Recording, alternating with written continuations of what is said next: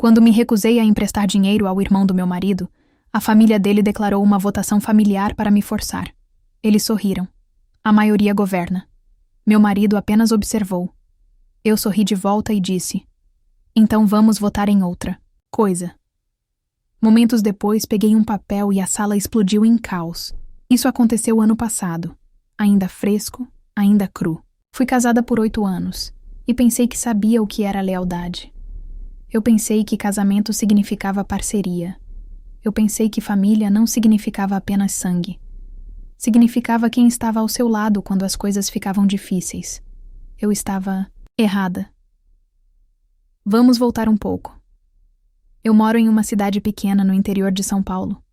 Meu marido, Rubens, vem de uma família grande e muito tradicional. Todo jantar de domingo na casa da mamãe. Muitas expectativas, muitas opiniões, muitas regras não ditas. Eu não cresci assim, mas me esforcei. Eu apareci. Eu sorri. Eu trouxe pratos. Eu fui legal. A família dele nunca me aceitou. Eles eram educados, mas sempre havia uma camada de algo, como se eu estivesse do lado de fora de uma piada interna, da qual eu nunca faria parte. Ainda assim, eu amava Rubens e acreditava no amor. Foi o suficiente. Então, seu irmão mais novo, Paulo, se meteu em sérios problemas financeiros. Paulo é o tipo que sempre parece ter um plano que nunca dá certo. De Império Express a Cripto Futuro e revenda de carros de luxo com a Elite Motors, ele tentou de tudo e falhou em tudo. A família sempre ignorou. Ele está apenas descobrindo, eles diziam. Ele é ambicioso. Bem, desta vez Paulo fez um grande empréstimo pessoal em seu nome e convenceu seus pais, Cássio e Lídia, a avalizarem. Mais surpresa, ele deixou de pagar e o banco veio bater na porta. Acho que eles presumiram que eu seria a segurança. Eu trabalho em período integral como enfermeira cirúrgica, e eu sou boa com dinheiro. Rubens e eu não temos filhos, e ao longo dos anos, eu tenho sido bastante disciplinada com nossas economias. Então, naturalmente, Paulo apareceu em nossa casa um belo dia com toda essa história sobre precisar de 18 mil emprestado apenas por alguns meses. Eu disse a ele, educadamente, que não dava. Expliquei que nosso dinheiro estava preso em reparos na casa, e que eu não me sentia confortável em emprestar essa quantia para alguém com um histórico como o dele. Ele não discutiu. Ele apenas assentiu. Disse que entendia e foi embora. Eu realmente me senti mal por ele por um segundo. Até 3 dias depois, quando fui convidada para uma reunião de família. Foi na residência Almeida. Entrei e todos os irmãos, todos os cônjuges, os pais, todos estavam lá, exceto Paulo. Estranhamente, ele estava atrasado. Todos estavam sorrindo daquele jeito excessivamente legal que faz sua pele arrepiar.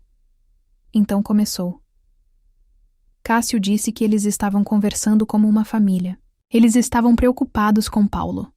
Eles sabiam que eu tinha dinheiro e decidiram que, como a situação de Paulo afetava a todos, eles deveriam lidar com isso democraticamente.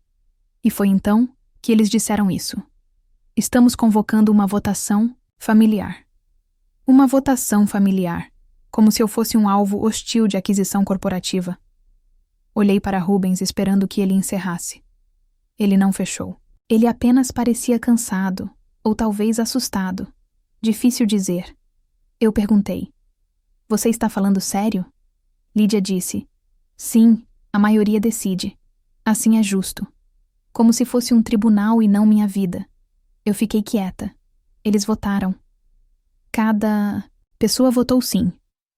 Que nós, eu e Rubens, deveríamos emprestar o dinheiro a Paulo.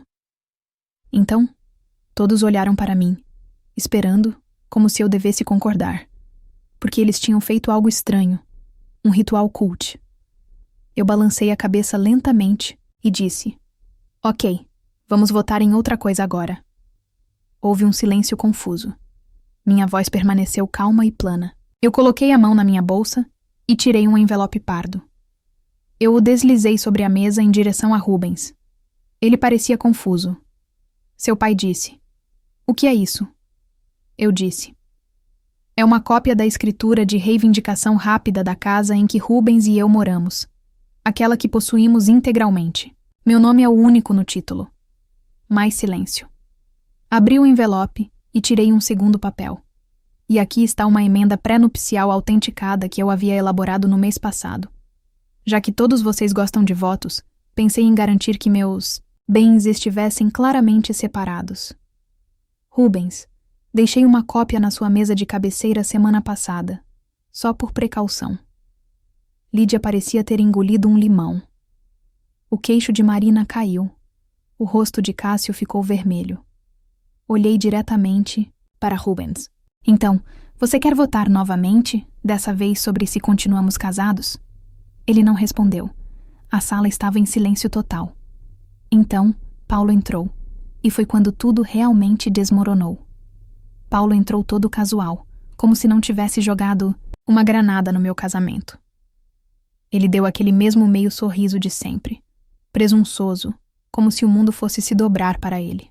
Desculpe pelo atraso, ele disse, se jogando na única cadeira vazia na mesa, como se fosse algum tipo de brunch. Ele olhou em volta, percebeu o envelope na mesa, viu os rostos de todos. O que eu perdi? Ele perguntou sorrindo.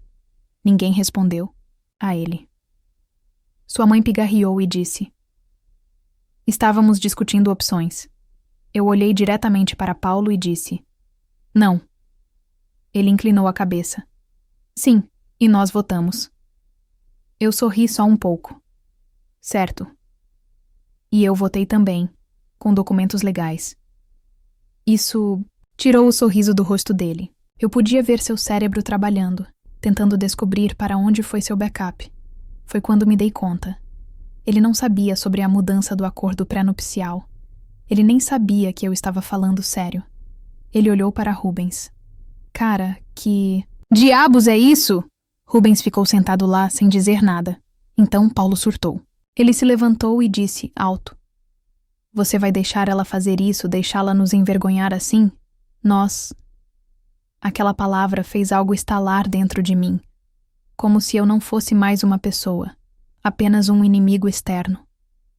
Rubens abriu a boca, mas... ainda nada. Foi quando o pai de Rubens bateu o punho na mesa. Não é assim que uma família funciona! Ele gritou. Você não traz advogados para um assunto de família. Você não traça linhas na areia assim. Nós não somos estranhos. Eu me inclinei para a frente. Você fez disso uma transação comercial quando votou como se fosse uma sala de reuniões. Você me tratou como uma conta bancária. Eu respondi da mesma forma. Seu rosto ficou roxo. Foi quando o segundo... A irmã de Rubens, Marina, quieta, sempre reservada, falou. Sabe de uma coisa? Estou cansada de fingir. Todo mundo se voltou para ela. Emprestei dinheiro a Paulo no ano passado. 10.000. Nunca mais vi. Não contei a ninguém porque não queria causar drama. Mas ver vocês todos encurralando-a assim... Cansei de ficar em silêncio. O silêncio era ensurdecedor. Paulo piscou. Do que você está falando? Marina riu. Uma risada vazia e amarga. Você prometeu me pagar em 6 meses. Você me disse que estava vendendo um Renegade e precisava de dinheiro rápido. Você me ignorou depois que eu liguei. Paulo olhou para sua mãe. Ela está mentindo. Mas algo mudou na sala, como uma névoa se dissipando. Foi quando o irmão, mais novo de Rubens, Lucas, pulou. Eu pensei que eu era o único, ele disse baixinho. Eu dei a ele 5.000 no meu cartão de crédito. Ele disse que precisava para um curso. Isso foi há 2 anos. De repente, foi como se estivesse quebrado. Um por um, as pessoas começaram a falar. Um primo e um tio. Até a mãe de Rubens parecia que seu estômago tinha caído. Acontece que Paulo estava sugando todo mundo aos poucos. Sempre com uma promessa. Sempre com uma mentira. Eu apenas sentei lá em silêncio, assistindo tudo desmoronar. Paulo tentou gritar sobre eles. Isso é... Vocês estão todos apenas tentando me fazer parecer mal. Eu me inclinei para trás na minha cadeira. Você não precisava de ajuda com isso. Ele se virou para Rubens, agora em pânico. Diga alguma coisa, cara. Rubens finalmente olhou para mim, e tudo o que ele disse foi... Quando você mudou o acordo pré-nupcial? Lá estava. Não, me desculpe. Não vamos para casa e conversar. Nem mesmo. Você estava certa. Só que eu o encarei por um longo tempo. Minha garganta apertou. Não, de tristeza, apenas de exaustão. Cerca de 6 semanas atrás, eu disse, logo após a última oportunidade de Paulo aparecer. Sua mãe estava chorando agora. Seu pai sentou-se como se a luta tivesse acabado. Paulo saiu furioso da sala. Ninguém me ouviu. Peguei minha bolsa. Rubens se levantou como se fosse me seguir. Eu levantei a mão. Não. E eu fui embora. Mas a história não terminou aí. Mais tarde, naquela noite, recebi uma mensagem de Marina. Ela queria conversar. O que ela me disse mudou tudo o que eu pensava que sabia sobre a família de Rubens e sobre meu casamento. Naquela noite, eu não dormi. Fiquei deitada na cama, com os olhos abertos, olhando para o teto, tentando sentir alguma coisa. Raiva, tristeza, clareza. Nada veio. Apenas um silêncio retumbante. Por volta das 2 da manhã, eu finalmente abri a mensagem de Marina. Ela apenas disse: podemos conversar? Eu sei de coisas que não disse antes. Acho que você merece saber. Nos encontramos na tarde seguinte em uma pequena cafeteria na cidade. Terreno neutro. Ela apareceu parecendo tensa, mas havia uma calma estranha em seus olhos. Ela não perdeu tempo. Eu não sei como dizer isso sem piorar. Ela começou, mas eu estava esperando alguém finalmente ver através de Paulo. E talvez Rubens também. Essa última parte me atingiu no peito. Eu perguntei a ela o que ela quis dizer. Ela respirou fundo. Paulo tem sido um parasita por anos. Mas Rubens, ele não é apenas um espectador. Eu não entendi. Então ela disse algo que fez meu estômago revirar. Você sabe aquela coisa de criptografia que Paulo fez no ano passado? Aquela que explodiu e o deixou quebrado? Eu assenti. Ela disse que Rubens estava nisso. Eles fizeram isso juntos. É daí que veio a maior parte da dívida de Paulo. Eu a encarei, sem palavras. Ela pegou o telefone e me mostrou capturas de tela, mensagens, e-mails, até mesmo um rastro de pagamento. Rubens não estava apenas ciente dos desastres de Paulo. Ele estava neles, ajudando a cobrir, até mesmo transferindo dinheiro entre as contas dele e de Paulo. Eu senti a sala inclinar, como se eu não estivesse mais no meu corpo. Ele me disse, para não dizer nada. Marina disse baixinho. Disse que isso só pioraria as coisas, e ele prometeu consertar. Eu acreditei nele, mas agora vejo que ele estava se protegendo. Eu sussurrei. Ele usou nossas economias. Ela olhou para mim e não respondeu. Ela não precisava. De repente, lembrei-me de algo. 3 meses atrás, notei um grande saque de uma de nossas contas. Rubens disse que era para reparos emergenciais na casa. Ele até me mostrou uma fatura falsa. Eu acreditei nele. Fiquei doente. Marina estendeu a mão e tocou minha mão. Você não era louca. Você nunca foi louca. Eu balancei a cabeça lentamente e perguntei: por que você está me contando agora? Ela hesitou e então disse: porque eu descobri outra coisa. Eu me preparei. Rubens e Paulo foram até seus pais no mês passado. Tentaram pegar emprestado deles também. Eu pisquei. O que eles disseram aos seus pais? Você estava pensando em investir no novo negócio de Paulo. Queria colocá-los antes do lançamento. Sua mãe me ligou depois que você saiu ontem à noite, preocupada. Foi quando percebi que eles não estavam apenas usando você. Eles estavam tentando te vender. Eu não conseguia respirar por um segundo. Eles agiram pelas minhas costas. Usaram meu nome. Usaram minha reputação para enganar meus próprios pais. Eu me levantei. Eu tive que me mover. Pensar. Fazer alguma coisa. Marina agarrou meu braço. Eu sei que você está com raiva, mas se você vai fazer qualquer coisa, seja inteligente. Esteja um passo à frente. Eu vou ajudar. Eu perguntei a ela o que ela quis dizer. Ela sorriu, não de um jeito feliz. Um sorriso afiado e cansado. Eu tenho documentado tudo por anos. Registros bancários, mensagens de texto, e-mails, capturas de tela. Se você quer fazer uma ruptura limpa, você precisará de provas. Esse foi o momento em que a dormência estalou. Algo em mim se encaixou. Eu não ia deixar eles brincarem comigo mais. Nem Rubens, nem Paulo, nem nenhum deles. Eu olhei Marina nos olhos. Envie-me tudo. E ela fez. No final da semana eu tinha evidências suficientes para enterrá-los financeiramente, emocionalmente e legalmente se eu quisesse. Mas eu ainda não tinha terminado, porque quanto mais eu cavava, mais eu encontrava. Acontece que Rubens tinha outro segredo. Um que não tinha nada a ver com dinheiro. Um que explicava por que ele nunca me defendeu e por que Paulo sempre teve tanta influência. Uma semana se passou. Todo dia eu encontrava algo novo. Outra transferência. Outra mentira. Outro tópico. A diversão de Rubens e Paulo. Eu tinha a pasta de Marina. Eu tinha meus registros bancários. Eu até verifiquei meu crédito. Rubens havia solicitado 2 cartões em meu nome. Nunca os usei. Apenas os deixei parados. Eles provavelmente estão esperando pela próxima grande ideia. Na noite do confronto final, eu não planejei que explodisse do jeito que explodiu, mas explodiu. E uma vez que começou, não tinha como parar. A mãe de Rubens nos convidou para outro jantar de domingo. Mesma casa, mesma mesa. Só que dessa vez eu disse sim. Eu tinha um objetivo. Eu queria todos eles em um só lugar. Quando chegamos, a atmosfera era sorrisos forçados e amigáveis, risadas tensas. Eles pensaram que a tempestade tinha passado. Rubens sentou ao meu lado como se tudo estivesse bem. Ele continuou checando seu telefone, mas sorriu quando alguém olhou.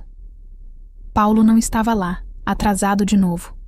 Esperei até que a comida fosse servida, as bebidas fossem servidas e todos estivessem confortáveis. Então me levantei e disse: acho que é hora de mais uma votação. Eles congelaram. Rubens olhou para mim como se não tivesse entendido. Peguei uma pequena pilha de papéis da minha bolsa. Não os deixei cair dramaticamente. Não levantei minha voz. Apenas os coloquei na mesa, um por um. Isso que eu disse, apontando. É a prova de uma conta bancária conjunta entre Rubens e Paulo, aberta há 3 anos, transferidos quase 60 mil no total. A maioria disso de nossas contas. Alguns de empréstimos. A mãe de Rubens abriu a boca. Eu levantei minha mão. Isso, eu disse, tocando em outra página. É uma fatura falsificada. Rubens me deu há 3 meses. Disse que era para um empreiteiro, de telhados. A empresa não existe. Silêncio. E isso, eu levantei a última página. É uma cópia de um e-mail enviado aos meus pais, usando meu nome, prometendo a eles participação na falsa startup de Paulo. Rubens, você passou dos limites. O rosto dele ficou sem cor. Ninguém falou, então eu continuei.